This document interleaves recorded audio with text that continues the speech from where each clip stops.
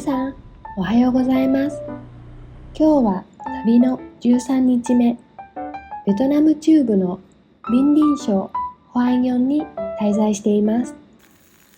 昨日はゆっくり休息をとったので、今日はまた新たな気持ちで旅を再開しようと思います。チェックアウトの時にレセプションのスタッフと相談し、オンラインで少し多めに送金した後、差額を現金でお釣りとして受け取りました。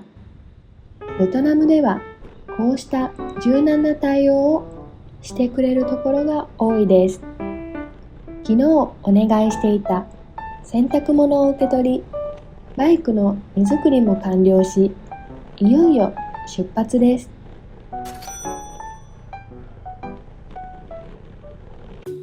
今日はクアンナム省にいる親戚に会いに行きます。ちなみにクアンナム省は有名なホイアンがある場所です。今いる場所から 200km も離れているため、今日は気合を入れていきます。私たちは普段走行スピードがかなりゆっくりで、1日に100キロほどが限界でしたが、今回はその倍の距離に挑戦です。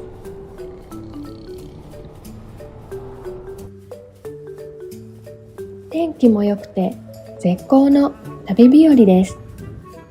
海沿いの道もありますが、今回はバイクで国道1号線を走り、ほどなくしてベトナム中部のクアンガイ省に入りました。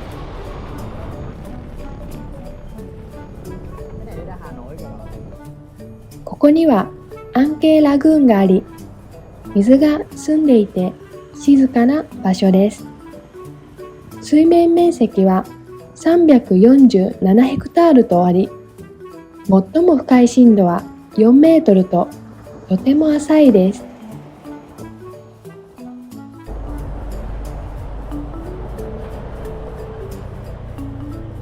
ちなみにベトナム中部は毎年10月から11月に台風が来ます。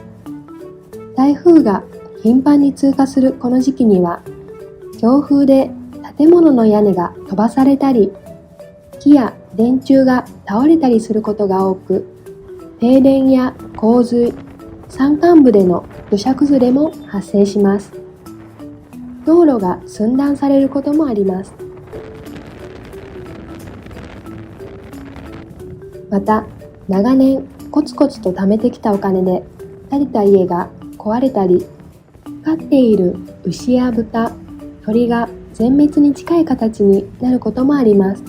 そうした中で生活は非常に厳しくなります。ベトナム中部では農業が盛んですが、台風による浸水や作物の損壊が大きな打撃となり、農業での収入にも影響が出ます。ベトナムでは地方によって人の気質が異なるとよく言われますが、このように厳しい自然環境で暮らしているためか、ベトナム中部の人々は向上心が強く、家族の結びつきも深いとされています。例えば、親戚がサイゴンに住んでいて結婚式がある場合、中部の人々は飛行機のチケットを買ってでも参加することが多いです。これはお金の問題ではなく、参加しなければならないという強い気持ちから来ているそうです。私も周りの中部地方の親戚を見ると、たとえ遠方でも何かがあれば必ず駆けつける姿に感心します。皆さんはどう思われますか？仕事に対して真面目で一生懸命な中部地方の人々が多いことは確かだと思います。お昼休憩を取ることにしました。この辺りにはあまりお店がありませんが、たまたま見かけたお店に寄ることにします。中部地方の鶏肉は美味しいことで有名で、鶏肉を使ったミークワンや鶏飯などの料理が多くあります。ここでは鶏肉とギアンの葉を煮込んだ料理が名物だそうで、店の看板にもそのメニューが宣伝されていました。ギアンの葉はベトナム南部や中部でよく見られる葉で、少し酸味があります。しかし今日はその料理は販売していないとのことで、別の料理を頼むことにしました。鶏肉を香辛料と唐辛子で煮込んだスパイシーなスープです。また中部地方では焼きライスペーパーを出してくれるお店が多いです。焼いたライスペーパーはパリパリと割ってスープと一緒に食べたり、そのまま食べたりもします。さらに唐辛子塩もありました。ベトナムの伝統的な調味料で、塩と唐辛子を混ぜたもので、まだ熟していない果物と一緒に食べたり、今回は鶏肉と一緒にいただきました。料理が出てきました。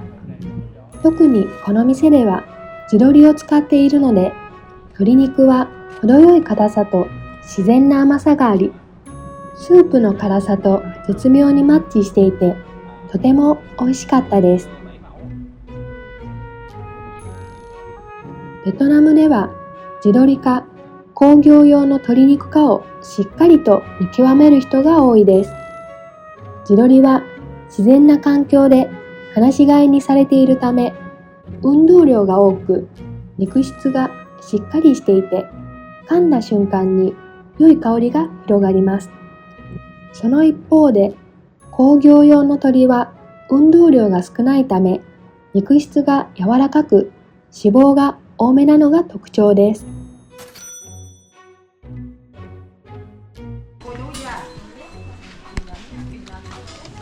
Đồ, hoa sen đẹp quá trời nè. Bây giờ vài bữa nó đi vô ghé em đi nha. Rồi đi ra Hà Nội, ra tới Hà Nội đi xe lửa về bà ơi. Đi từ Sài Gòn tới đó thôi chứ. 店の中でハスの花を見つけました。紫色の花がとても美しく目を引きました。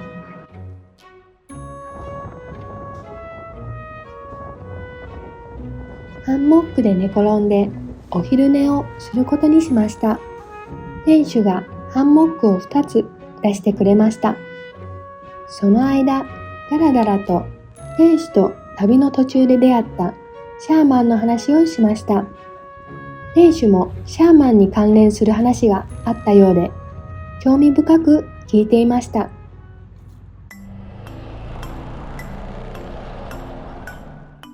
一休みできたので再出発します。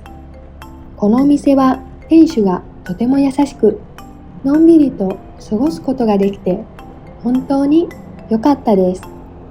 国道沿いの飲食店ではトイレがあまり清潔ではないことが多いのですが、ここのトイレはとても清潔でした。店主が別の外国人客と揉めている様子を見かけました。外国人客は鶏肉の料理を注文したのですが、値段が高いと不満があるようでした。また、両者の間には言葉の壁があったので、私は英語とベトナム語で少し仲介しました。個人的な経験として、私は市場で鶏1匹を買って食べることが多いのですが、ベトナム人から見ても、ここの価格はそれほど高くはないと感じました。ただ、外国人としては、ぼったくりを恐れる気持ちもよく理解できます。そのため、注文する前に店主に値段を確認するのが一番ベストではあります。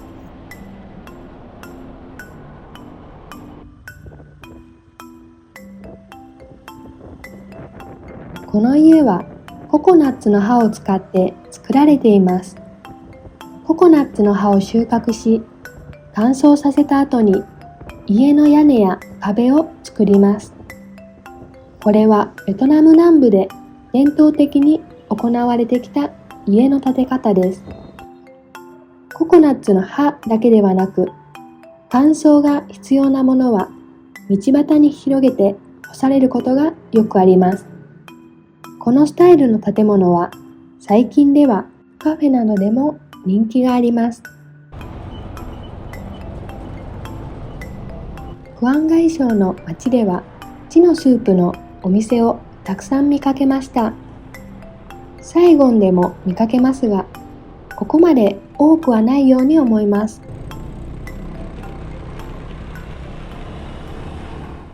国道沿いではありますが、田んぼの風景がずっと広がっており、クアンガイ省は緑豊かな山々が多くて、自然を感じることができます。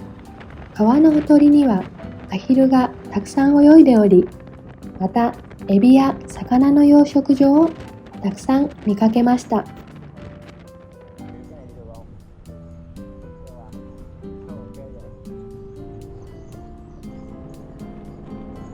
国道1A号線を離れ、チャークック川沿いを走り、海へ向かいます。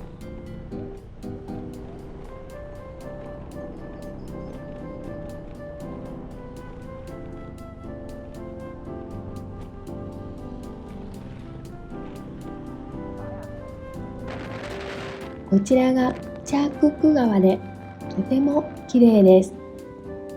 クアンガイ省最大の川で、川の長さは約 135km で、そのうち約3分の1が山やジャングルを流れ、残りはこのように平原を流れています。最近、ベトナムのニュースでお寺の一番偉いお坊さんがブッダの代わりに自分に似た仏像を作ったことが話題になっていました。他の国のお寺でもこのような面白い発見はありますか？綺麗な海を見つけました。ミーケビーチという場所です。実はミーケビーチは2カ所あります。有名なビーチはダナン省にありますが、こちらはクアンガイ省にあるミーケビーチで、名前は全く同じです。ミーは美しい、ケは水辺を意味し、ミーケビーチは美しい水辺という意味です。ガソリンを6万ドン分入れました。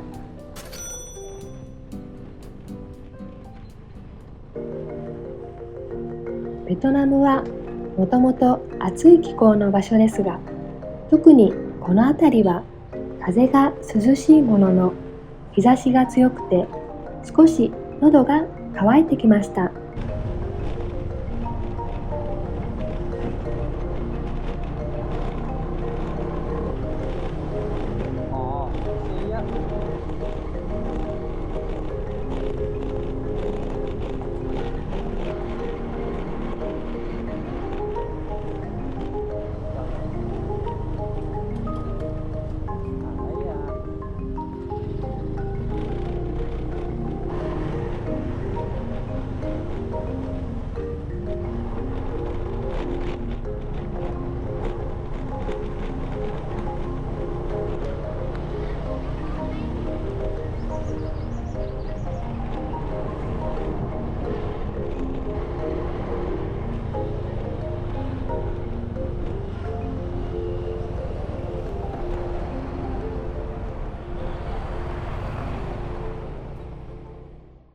そこでカフェを探すことにしましたが、国道沿いではなかなか見つからず、たまたまマップには載っていないカフェを見つけることができました。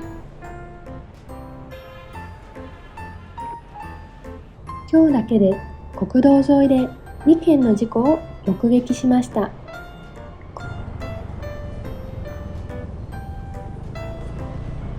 湾岸省の国道は逆走車が多く、また逆走しながら並走する車も多く見かけるので、注意が必要だなと感じました。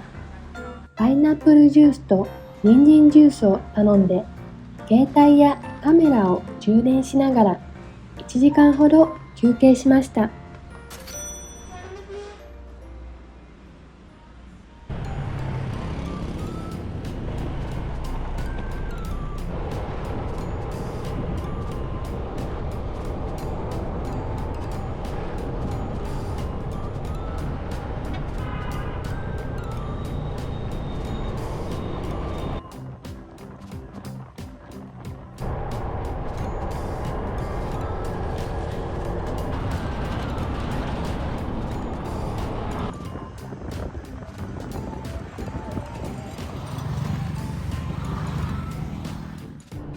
国道1A 号線のこの辺りは道のほこりがたくさん待っているので、バイクで旅をするときにはフルフェイスタイプのヘルメットがおすすめです。私たちはさらに布マスク、首や腕のカバー、薄着の上着、ジーンズ、スニーカー、サングラスをかけて日差しやほこり対策をしっかりとしています。宿について街を散策するときは半袖、半ズボン、ビーチサンダルで十分です。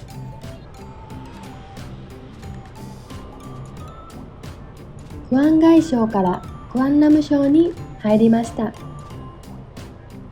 地元の方とお話しする機会があり、その後、キャンプ旅なのと聞かれました。Dạ, đây gì hả? Dạ, tôi đâu có gì hả? Đi đâu? Đi chơi. À, đi chơi luôn rồi, đi. Từ đó đến đâu, ra đâu? 2人だけじゃ寂しくないのとも聞かれますが、私たちは2人だからこそその時の気分で行き先を決めてのんびりと旅を楽しむことができると伝えました。またその方からミークワンの美味しいお店を教えてくれました。クアンナム省の方言には少し癖があり、聞き取りにくいところもありますが、クアンナム省の人々は本当に優しかったです。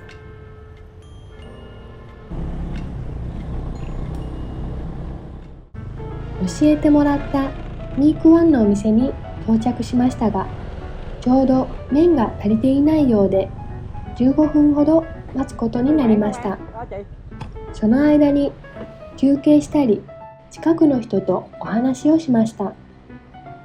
ミークワンはお店によって作り方や味が異なりますが、やはり本場ベトナム中部のミークワンを食べたいという気持ちが強いです。普段サイゴンでもミークワンを食べるときはクアンナム省出身の人のお店を選ぶことが多いです。昔住んでいた家の近くにもそこの出身のオーナーが営むミークワンのお店があり、本場に近い味付けでよく通っていました。ミークワンにはいろんな具材がありますが、私が好きなのは鶏肉が入ったミークワンです。中部地方の鶏肉がとても美味しく、麺も絶品でした。食材の質が良いため、ここのミークワンはとても美味しいです。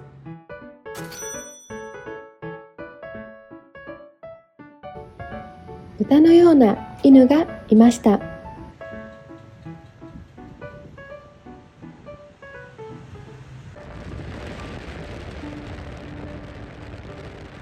親戚の家まであと 50km です。残りが長いなと思いながらもひたすら走り続けます。クアンナム省に入ってから街灯が増え、夜でも明るくてとても安心です。途中でトヨタのショールームも見かけました。ベトナムではどんな人でもトヨタ、ホンダ、味の素は通じるので、現地の人と会話するときの話題にしてみてください。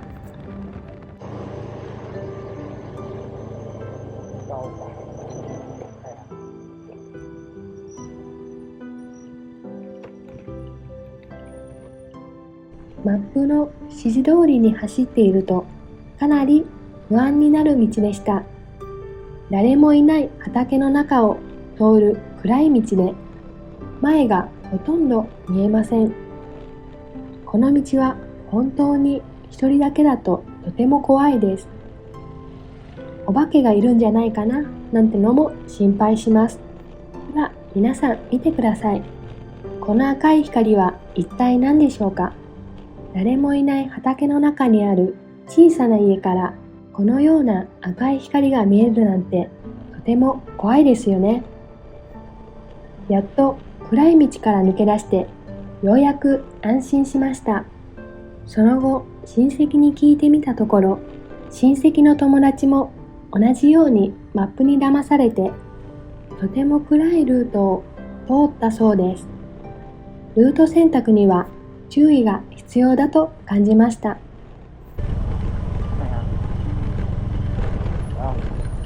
ほどなくして親戚の家に無事到着しました。本当に良かったです。神様、ありがとうございました。ちょうどみんなお庭で飲み会をしていたので、そのまま参加させてもらいました。庭の後ろで茶色の牛を飼っていて、その牛がすぐ近くで鳴いているのが知れました。今日は 200km ほど走り、一日中走っていた気がします。明日はホイアンに行くので、とても楽しみです。今日は無事に目的地に到着してよかったです。明日も良いことがありますように。皆さんおやすみなさい。メトライフキャンパスからお知らせです。ホーチミン市内でお困りごとはございませんか？ぜひメールにてご連絡ください。高評価、チャンネル登録をよろしくお願いします。ご視聴ありがとうございました。